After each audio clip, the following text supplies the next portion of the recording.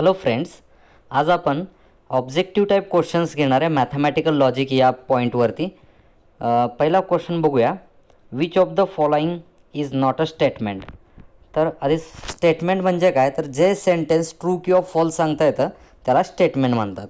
आणि second thing लक्षात ठेवा, जे interrogative sentence, exclamatory sentence, imperative sentence.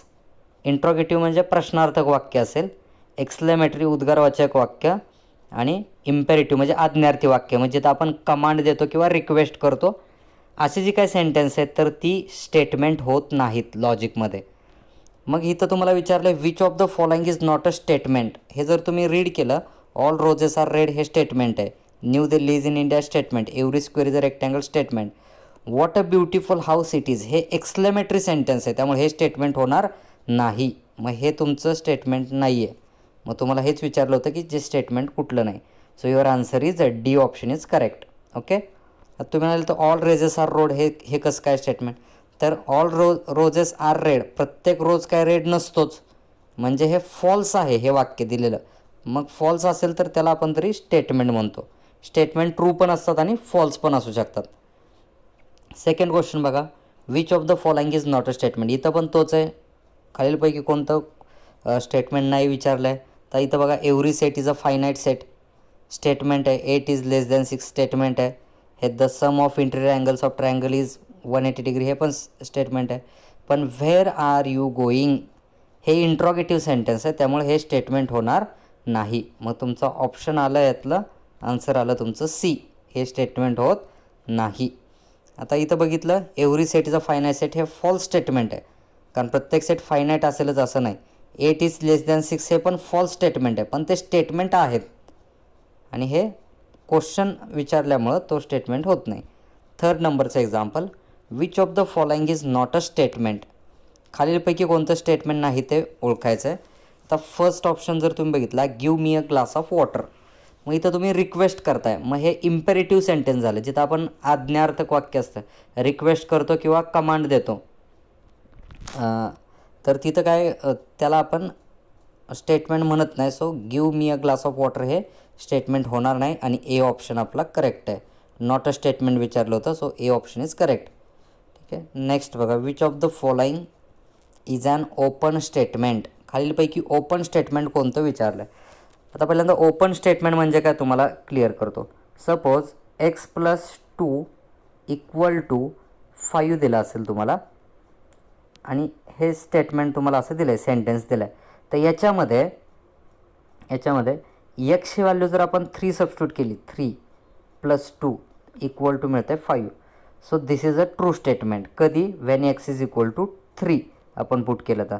Suppose I put x is equal to 10, then what you get 10 + 2 equal to which is not equal to 5.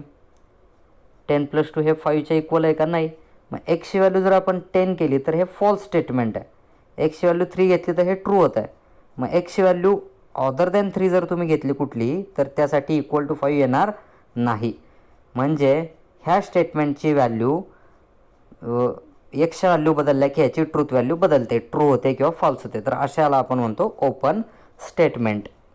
मग तुम्ही जर इथं बघितलं, X is a natural number. आता X is a natural number, मी तर एक्सची value 5 put केली, so it is a natural number, correct, हे ट्रू आहे. 5 जर पुट केली तर ते ट्रू होईल. पण समजा मी एक्स इक्वल टू 5 पुट केलं याच्यामध्ये, तर -5 पुट केलं तर -5 is not a natural number.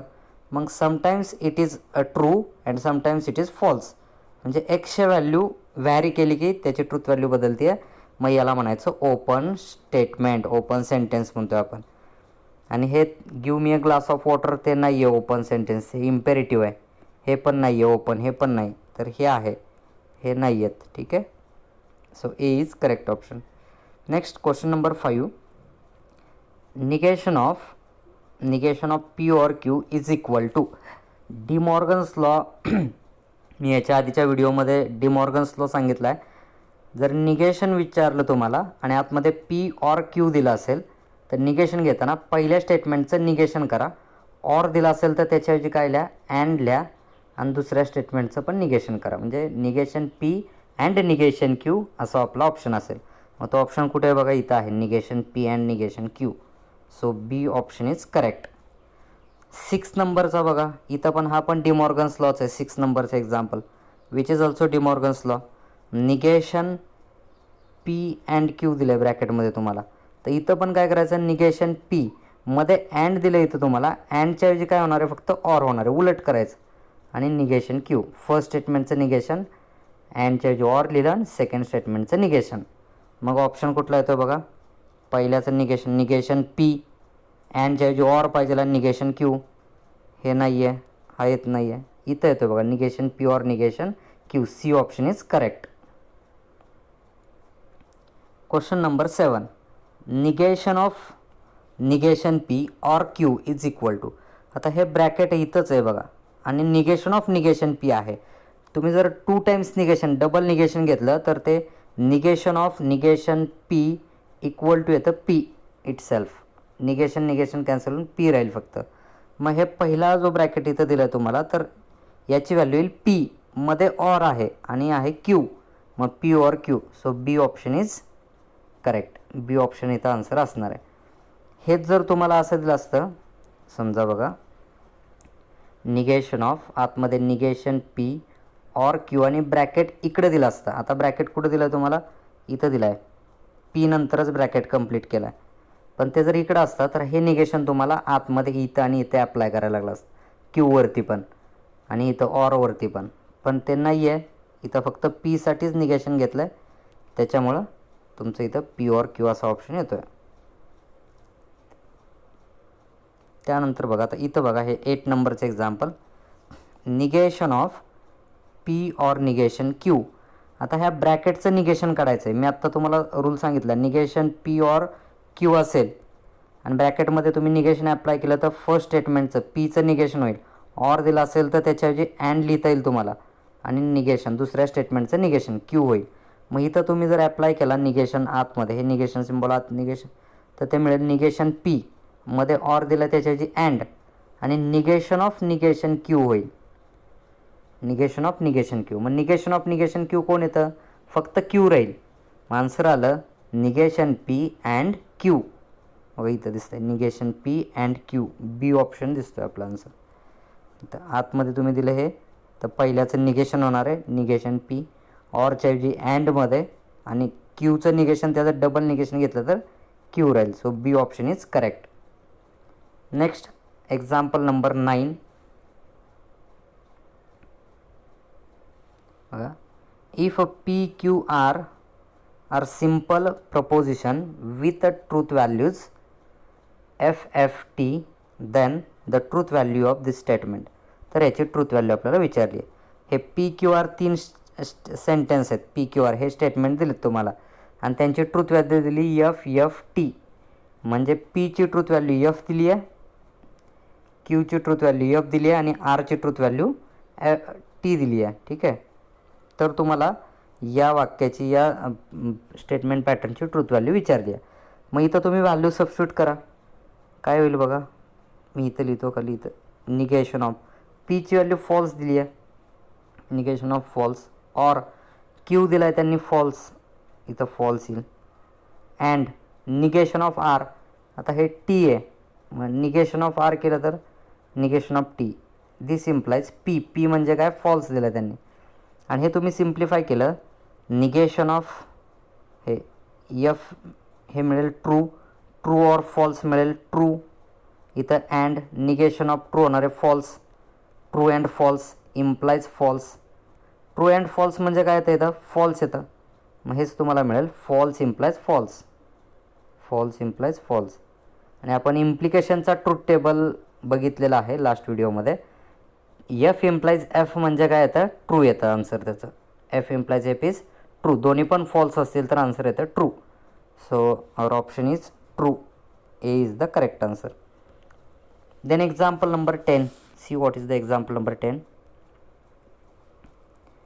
If P and negation R implies Q and R is false and Q and R are both false, then P is, तर P काय असेल विचारलं आहे. Q आणि R ह्या दोघांची ट्रूथ व्हॅल्यू फॉल्स दिली आहे. ठीक आहे, मग इथं फॉल्स टाकलं तर तुम्ही फॉल्स अँड फॉल्स फॉल्स मिळणार आहे. ॲरोच्या समोर तुमचं येणार आहे इथं फॉल्स. आणि मी तो ट्रूथ टेबल इम्प्लिकेशनचा ट्रूथ टेबल घेताना तुम्हाला सांगितलं होतं ट्रू ट्रू फॉल्स फॉल्स, इकडं ट्रू फॉल्स ट्रू फॉल्स, हे दोन्ही फॉल्स आहेत समजा. तर इम्प्लिकेशनच्या ट्रूथ टेबलला मी सांगितलेलं होतं की ॲरोच्या समोर. ठीक आहे, बघा एक मिनटं, तो ट्रूथ टेबल तुम्हाला आठवत असेल तर हे आता काय म्हटलं, ह्या वाक्याचा आन्सर फॉल्स येतं आहे. ह्या पूर्ण स्टेटमेंट पॅटर्नची व्हॅल्यू फॉल्स आली पाहिजे. मग फॉल्स व्हॅल्यू कधी येते, तर ज्यावेळी ॲरोच्या समोर फॉल्स असेल आणि इकडं ट्रू असेल त्याच वेळी याचं आन्सर फॉल्स येतं. आणि इकडं फॉल्स असेल इम्प्लाईज इथं फॉल्स असेल तर याचं आन्सर ट्रू येतं. मग हे फॉल्स येण्यासाठी आता हे समोर तर फॉल्स, इथं फॉल्स पाहिजे आणि इकडं ट्रू पाहिजे. ठीक आहे, मग क्यू आणि आर दोघं पण फॉल्स दिलेत, बोथ आर फॉल्स. मग इकडं फॉल्सच येणार आहे, फॉल्स अँड फॉल्स इम्प्लाईज. आता हे जे ब्रॅकेट दिलं आहे तुम्हाला ह्याची व्हॅल्यू ट्रू आली पाहिजे. आता बघा आरची व्हॅल्यू फॉल्स आहे, मग निगेशन आरची व्हॅल्यू ट्रू होणार आहे अँड पी. आता इकडं जर ट्रू यायचं असेल, तुम्हाला ट्रू इम्प्लाईज फॉल्स असेल तरच आन्सर फॉल्स येणार आहे. मग हे ट्रू आलं पाहिजे, ॲरोच्या आधीची बाजू जे ते ट्रू आले पाहिजे. मग पीची व्हॅल्यू काय घेतली म्हणजे इथं ट्रू येईल ही साईड, तर पीची व्हॅल्यू आपल्याला इथं ट्रू टाकायला लागेल. मग ट्रू अँड ट्रू ट्रू येईल इथं. ठीक आहे, मग पी इक्वल टू किंवा value of P is true. A option is correct. If P Q R are simple propositions, propositions म्हणजेच स्टेटमेंट म्हणतो आपण त्याला, then P and Q and R is true, then हे ट्रू दिलं आहे, then तर विचारलं आहे P Q R are all false, P Q R are all true, P Q R true and R is false, P is true and Q and R are false. मग हे तुम्हाला true येतं आहे ह्याची value, P and Q and R याची value true आहे. तर तुम्हाला विचारलं आहे पी क्यू आरच्या व्हॅल्यू काय असतील, ट्रू असतील फॉल्स असतील का काही ट्रू काही फॉल्स असतील. तर एक गोष्ट क्लिअर आहे, अँड दिलं आहे बघा सगळीकडं अँड. आणि जर तुम्ही अँडचा टेबल बघितला तर ट्रू अँड फॉल्स असेल, एक जरी फॉल्स आलं ना तर आन्सर येतं तुमचं फॉल्स, एक जरी फॉल्स असेल अँडमध्ये तर. मग ह्या सगळ्या पी क्यू आरमध्ये कुठं जरी एका ठिकाणी जरी फॉल्स तुम्ही लिहिलं तरी तुमचं सगळं आन्सर काय येणार आहे, फॉल्स येणार आहे. पण तुम्हाला फॉल्स नाही ट्रू व्हॅल्यू आली पाहिजे असं म्हटलं आहे. मग व्हॅल्यू जर ट्रू यायची असेल तर तुम्हाला प्रत्येक ठिकाणी ट्रू पुट करावं लागेल, true and true and true and true and true. मग तर तुमचा आन्सर ट्रू येईल. म्हणजे काय पाहिजे, P Q R are all true, सगळे पण काय पाहिजेत आपल्याला ट्रू पाहिजेत. ठीक आहे, म्हणजे हे बी ऑप्शन आला इथला. ठीक आहे, 11मध्ये बी ऑप्शन, तिघं पण ट्रू पाहिजेत. Which of the following is not logically equivalent to the proposition a real number is either rational or irrational.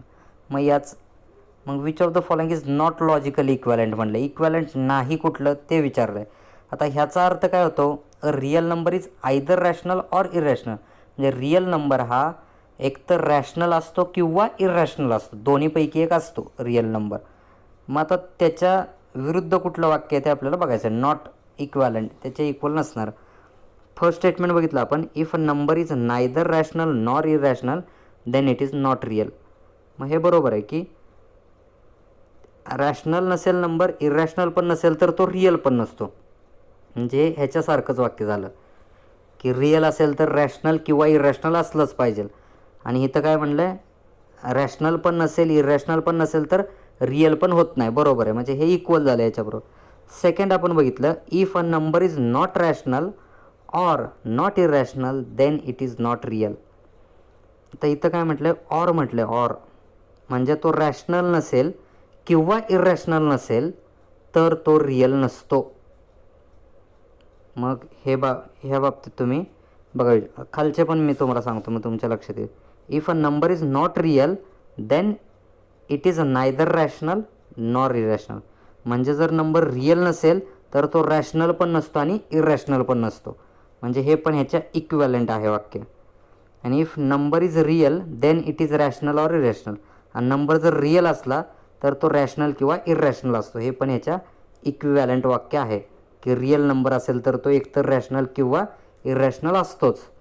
म्हणजे बी हे स्टेटमेंट काय होतं आहे, हेच स्टेटमेंट फक्त याच्याशी इक्वल होत नाही, which is not equivalent, logically equivalent. So your answer is B. 13 नंबरचं बघा.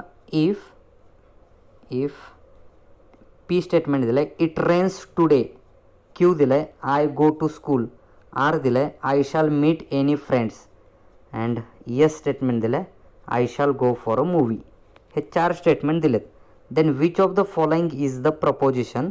तर आपल्याला खाली हे स्टेटमेंट पॅटर्न ओळखायचं आहे. हे वाक्य दिलं आहे if it does not rain, or if I do not go to school, then I shall meet my friend and go for movie. आता बघा पहिलं देनच्या आधीचं जे वाक्य आहे इफ देनच्यामध्ये, तर तिथं काय it does not rain. It rains today म्हणलं त्याला पी, आणि डज नॉट रेन म्हणलं की निगेशन. कुणाचं निगेशन? पीचं निगेशन आहे. ऑर आहे मध्ये, ऑर. इथं बघा ऑर दिला आहे. Or I do not go to school, I go to school म्हणजे Q, I do not go to school म्हणजे निगेशन ऑफ क्यू. आणि इफ देन दिलं आहे ते, इफ देन म्हणजे इम्प्लिकेशनचं वाक्य आहे ते. Negation P or negation Q implies. पुढं काय दिलं आहे I shall meet my friend, I shall meet my friend म्हणजे आर स्टेटमेंट दिलं आहे, आर. अँड इथं बघा अँड दिलं आहे and go for a movie, I shall go for movie हे येस आहे. मग इथं येईल अँड येस, अँडचं सिम्बॉल वापरायचं आणि येस येईल. ओके. मग negation P or negation Q implies R and S असा ऑप्शन कुठे आपण बघूया.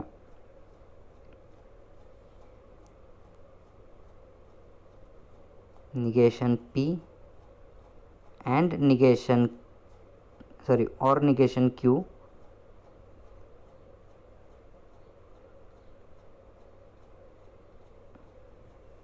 बघा आता इथं तो ऑप्शन नाहीच दिलेला. इट डज नॉट रेन म्हणजे हे होत नाही आहे negation P or negation Q. Okay. आणि इम्प्लाइज पाहिजे होतं इथं इथं आर अँड येस पाहिजे, तर तसा ऑप्शन नाही आहे. इथं आर अँड येस दिलं आहे. हां आहे फर्स्ट ऑप्शनमध्ये आहे ते बरोबर. हे असं दिलेलं नाही आपल्याला negation P or negation Q. ठीक आहे.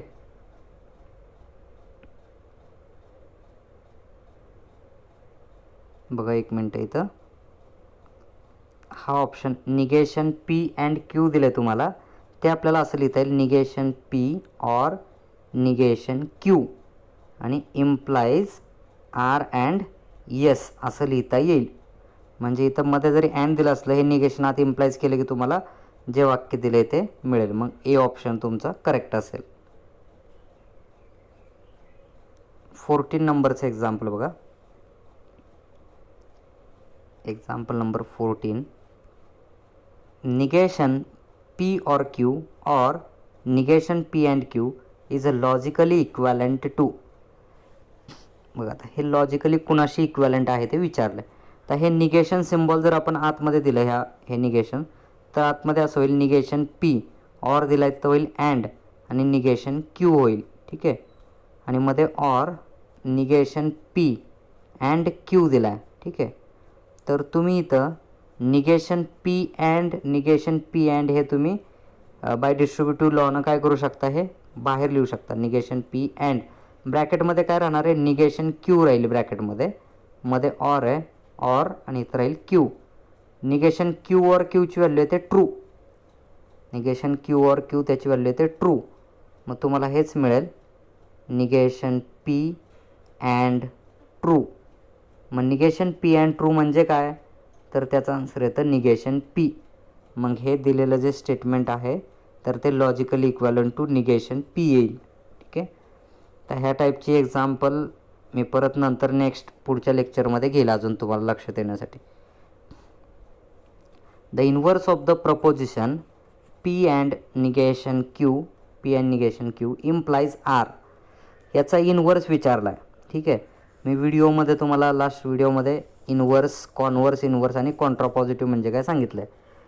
पी इम्प्लाइज क्यू हे वाक्य दिलं असेल तर ह्याचा इन्व्हर्स हा असतो negation P implies negation Q असा त्याचा इन्व्हर्स असतो. ठीक आहे.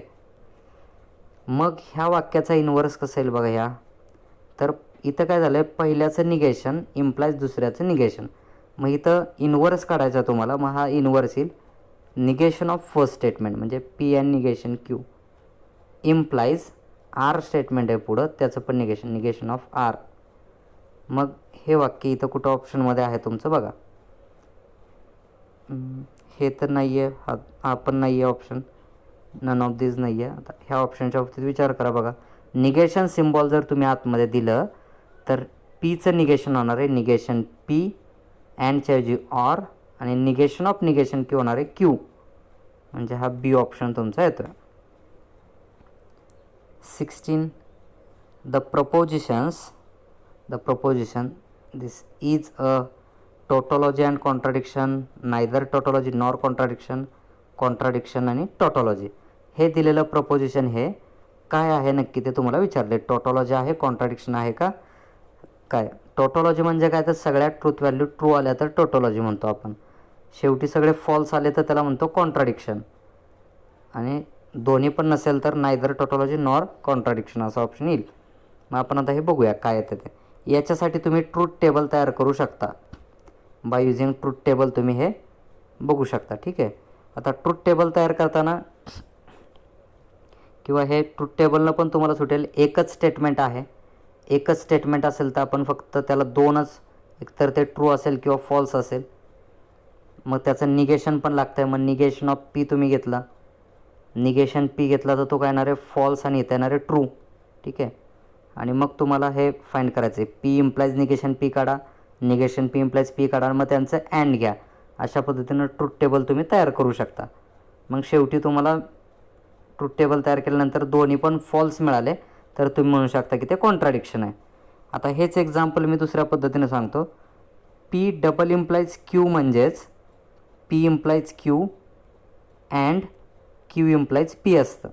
पी डबल इम्प्लाइज क्यू म्हणजे P implies Q and Q implies P. मग इथं बघा बरं, P implies negation P and negation P implies P दिलं आहे. याचा अर्थ हे स्टेटमेंट तुम्हाला असं लिहिता येईल का, P double implies negation P असं लिहिता येईल. P double implies negation P. आणि मग पीची ट्रूथ व्हॅल्यू समजा तुम्ही ट्रू घेतली तर डबल इम्प्लाइज इकडे काय होईल फॉल्स. मग ट्रू डबल इम्प्लाइज फॉल्स म्हणजे फॉल्स. किंवा पी तुम्ही फॉल्स घेतला, फॉल्स डबल इम्प्लाइज तर निगेशन पी होणार आहे ट्रू. मग एक फॉल्स एक ट्रू असेल तर त्याचं पण आन्सर येतं फॉल्स. म्हणजे पीची व्हॅल्यू तुम्ही ट्रू पुट करा किंवा फॉल्स पुट करा, तुमचं आन्सर फॉल्सच येतं आहे. आणि फॉल्स आलं सगळं तर त्याला म्हणतो आपण contradiction. So which is contradiction. Next, which of the following is always true. खालीलपैकी ट्रू असणारं वाक्य कोणतं आहे. तर हे पहिलं तर नाही आहे क्लिअरली, पी इम्प्लाइज क्यू हे होत नाही. First is false. सेकंडमध्ये बघितलं आपण निगेशन जर घेतलं आपण तर काय होतं आहे बघा. निगेशन घेतल्यानंतर पहिल्याचं निगेशनमध्ये ऑर असेल तर इथं अँड पाहिजे, पण तिथं ऑरच आहे त्यामुळे दुसरं पण होत नाही. तिसरं वाक्य 4 नंबरचं जर तुम्ही बघितलं, हे 4 नंबरचं वाक्य negation P or Q equal to P and Q दिलं आहे, हे पण होत नाही. Negation P and negation Q पाहिजे तर ते पण नाही दिलं, म्हणजे डी ऑप्शन पण येत नाही. मग राहिला सी ऑप्शन. मग हे काय तर निगेशनमध्ये मी सांगितलं आहे तुम्हाला negation of P implies Q equal to P and negation Q असतं. So C option is correct. Question number 18 the contrapositive of P or Q implies R is. याचं कॉन्ट्रापॉझिटिव्ह आपल्याला फाइंड करायचं आहे. तर मी तुम्हाला एक गोष्ट क्लिअर करतो की पी इम्प्लाइज क्यू हे जर स्टेटमेंट दिलं असेल, असं वाक्य असेल तर ह्याचं कॉन्ट्रापॉझिटिव्ह येतं negation of Q implies negation of P. म्हणजे हा क्यू जो दिला आहे तो आधी घ्यायचा, त्याचं निगेशन करायचं आणि इम्प्लाइज पीचं निगेशन ऑफ पी. तर तुम्हाला हे वाक्य कसं लिहिता येईल बघा. हे दिलेलं वाक्य हे मी निगेशन क्यू आधी घेतलं आहे बघा आणि नंतर इम्प्लाइज निगेशन पी घेतलं आहे. मग दिलेलं आपल्याला जे स्टेटमेंट त्याचा कॉन्ट्रापॉझिटिव्ह काढायचं म्हणजे काय करायला लागेल, निगेशन आर आधी लिहावं लागेल. निगेशन आर, मग निगेशन आर इथं आणि इथं दोन ठिकाणी दिला आहे. इम्प्लाइज काय करायला लागेल बघा. काय करायला लागेल म्हटलं मी, आधी याचं निगेशन आर ह्या दोन ठिकाणी आणि इम्प्लाइज याचं निगेशन. पी ऑर क्यूचं निगेशन काय येणार आहे? पी ऑर क्यूचं निगेशन ऑफ पी, ऑरचं होणार आहे अँड निगेशन ऑफ क्यू. इथं दिलं बघा negation of P and negation of Q, म्हणजे सी ऑप्शन येतो आहे तुमचा answer. C option is correct. The false statement in the following is, खालीलपैकी फॉल्स स्टेटमेंट विचारले तुम्हाला. P and negation P is a contradiction. तर हे कॉन्ट्राडिक्शन आहे, हे बरोबर आहे, हे ट्रू स्टेटमेंट होतं आहे.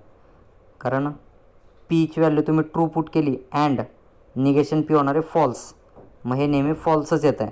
किंवा पीची व्हॅल्यू फॉल्स घेतली अँड ट्रू, तर ते फॉल्सच येत आहे, मग हे contradiction. So first is true, हे बरोबर आहे. हे पण बरोबर आहे टोटॉलॉजी. आता इथं निगेशन ऑफ निगेशन पी म्हणजे निगेशन ऑफ निगेशन पी येणार, पी डबल इम्प्लाइज पी. तर हे नेहमी काय येणार आहे, जे पीची व्हॅल्यू तुम्ही जर ट्रू घेतली तर ते ट्रू येईल, फॉल्स घेतली तर तरी ते ट्रू येईल, म्हणजे हे टोटॉलॉजी येतं आहे, हे पण बरोबर आहे. तर हे पी ऑर निगेशन पी, तर हे पण टोटॉलॉजी येतं, हे पण बरोबर आहे.